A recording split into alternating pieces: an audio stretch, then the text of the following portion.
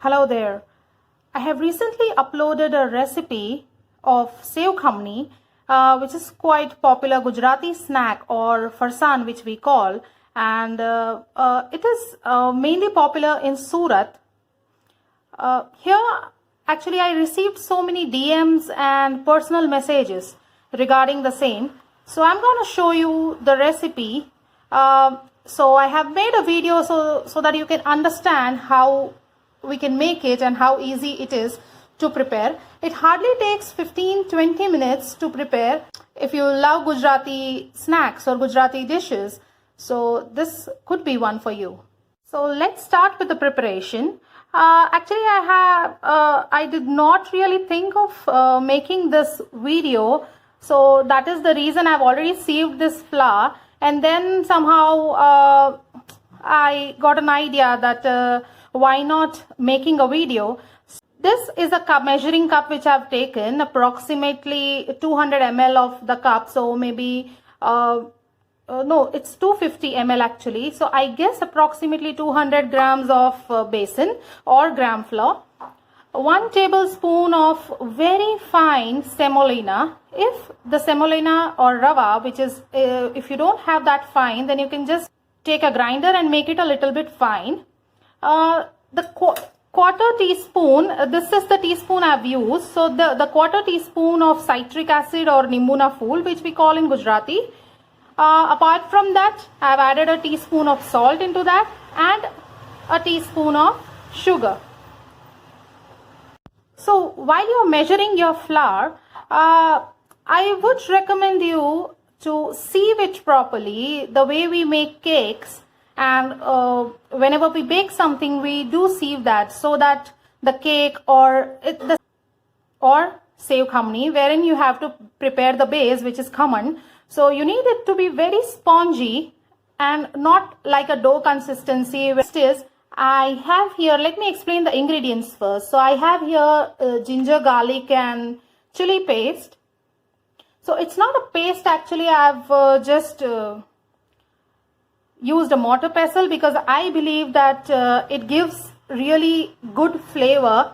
It adds a very great flavor to any dish. So now I'm pouring a little bit of water, approximately half a cup of water, and then I'll whisk it. Well, we have also added half a teaspoon of turmeric because it gives a really vibrant flavor and color.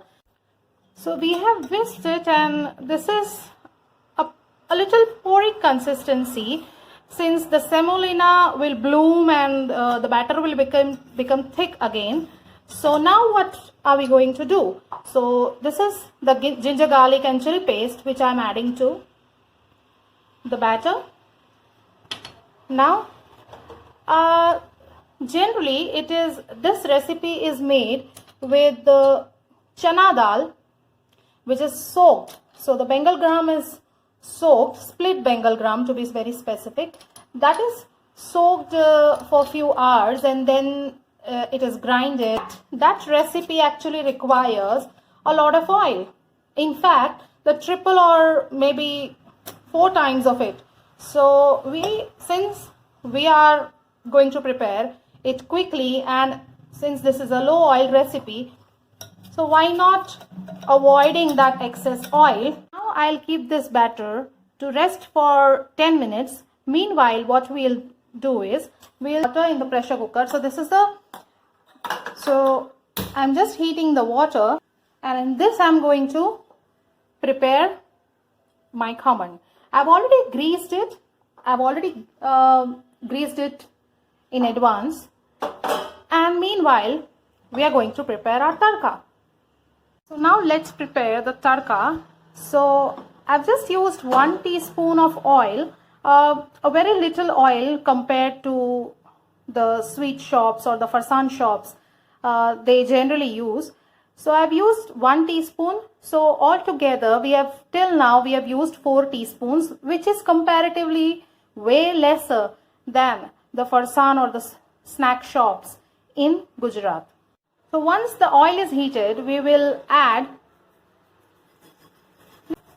1.5 teaspoon of mustard seeds. We will let it splutter. So now that they have spluttered, I would add a little bit of asafoetida and turmeric.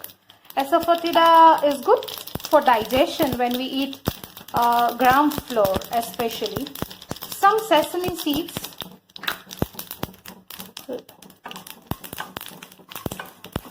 Let's roast them a little.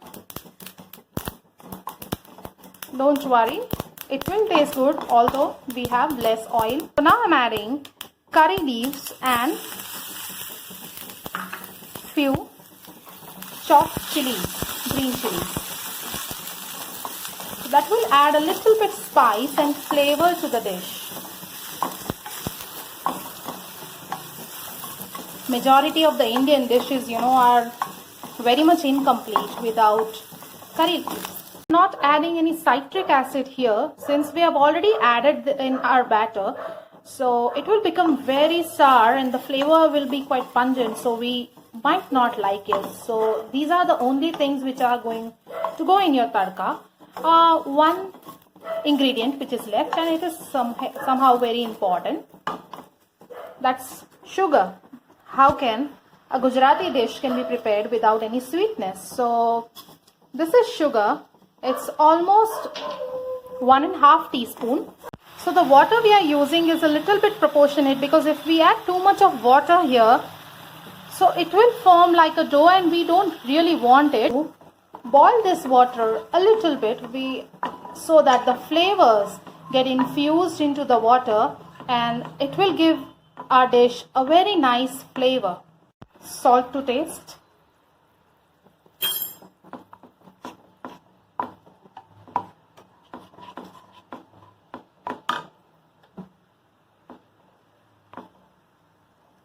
So now our tadka is ready. Off goes the flame. So let's now check how our batter is now, the consistency of the batter, what I mean to say here. So the consistency, I feel that that's quite okay. So it really, as I said earlier, it really depends on the quality or the particular type of semolina you are using. So if your semolina blooms a lot, then the batter will thicken too much. So you may have to add a little bit of water. So now what is the next step? We are going to add ENO. So this is 1 pouch which I am adding to. So I'll just add and give it a whisk. You can see how fluffy this is. One thing I forgot to mention, that whenever you prepare the batter, before keeping it to rest, we have to whisk a little to form the air bubbles. So I've transferred this into a pressure cooker mold, and what are we going to do is we just tap it like we do to bake a cake. So now I'm placing this into a pressure cooker and cover it with its lid and let it steam for some time till the knife comes out clean. So once we cover it with the lid, we do not use the whistle here, because that will not give us the perfect command. So instead of that, what you can do is you can cover it with a bowl or a cup, whichever you have. So let's perform a knife test. See, it has to be clean. It has to come out clean. We'll just take this out and let it cool for a while, because to cool down this not completely, but a little bit is important, as if we crumble this at this moment, it will form a dough-like consistency, and we don't want that. We want separate granules. So that's the way it is how presented or prepared in the farsan shops. So that is how we want. So let's just wait for a while. So let's demold it. Actually, it is not necessary to demold, but I just want to show you guys that how this has turned. So can you see this? Spongy, it's very hot. I cannot touch it properly. How it has turned. It's spongy and light. Cut that into pieces. It's not necessary, but it's just to cool down this a little faster. we don't want it to be very much cool or at a room temperature, a little bit hot, so that we can crumble them with our hands. So this is the sponge I was talking about. See,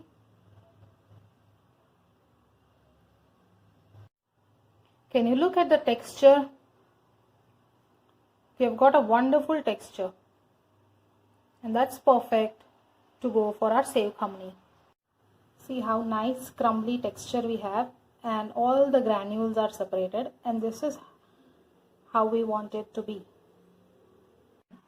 So I've again heated this pan, and I'm just making half a portion right now, since I'm not consuming it right away, because if you are consuming it right away, that's fine, else it will lose its moisture, since there is comparatively less oil into this. So I would suggest that whenever you want to eat, you just make it at the same time. So now I have added this crumbled mixture, and we'll just give it a gentle mix.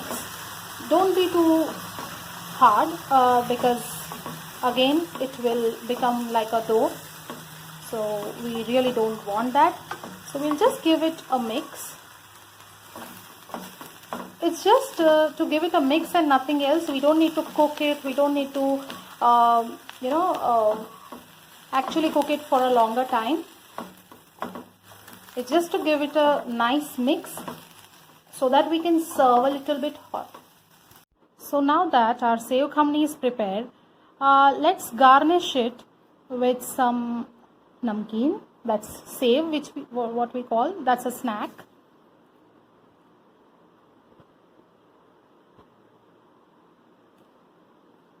Some chopped coriander,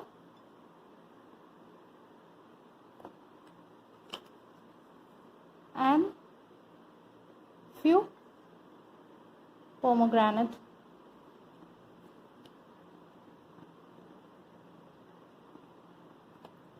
And see, our Sev Khumni is ready to eat.